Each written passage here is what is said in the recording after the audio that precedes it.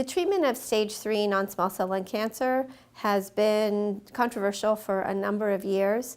We really hadn't moved the field forward for a long time. There were questions on the total radiation dosing through a recent study that ended up not changing practice at all. There have been a lot of questions around the best chemotherapy regimens, but until recently, we just continued debating, do we do radiation, at what dose, do we give how much surgery or no surgery, which chemotherapy, do we do consolidation or not? We kept asking the same questions that just went in circles.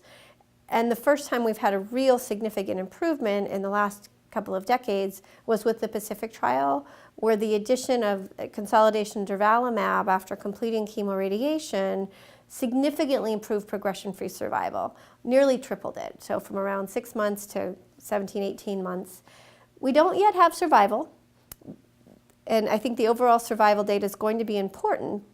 However, it would be shocking if it's not positive, given that really striking progression-free survival benefit, and the fact that theoretically, if we are able to get these immune drugs in at the right time, it could theoretically change cure, as opposed to some of our other approaches that have used more treatments such as the TKIs, where we really don't expect them to really be a curative approach, more of a continued suppressive approach. So there's real hope that with Pacific, with using the PD-L1 inhibitor durvalumab, that we're actually changing and shifting to more cure.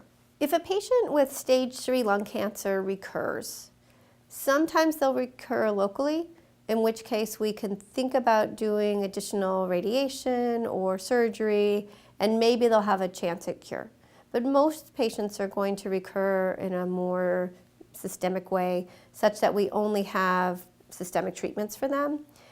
If a patient's already, it depends on timing. If it's been more than 6 months, we'll often think about treating them as if they were just newly diagnosed.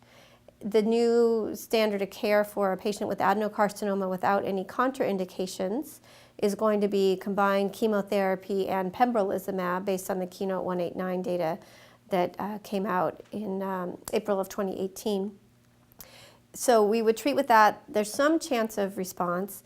For someone who's already had durvalumab, we don't really know how that impacts responses to the combined chemotherapy and checkpoint inhibitor later on, but that would still be considered the standard approach.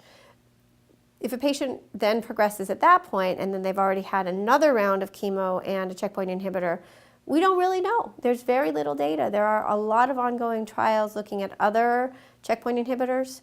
The standard would be to give something like docetaxel and ramucirumab, or just other chemotherapy single agents, but those response rates are all going to be relatively low.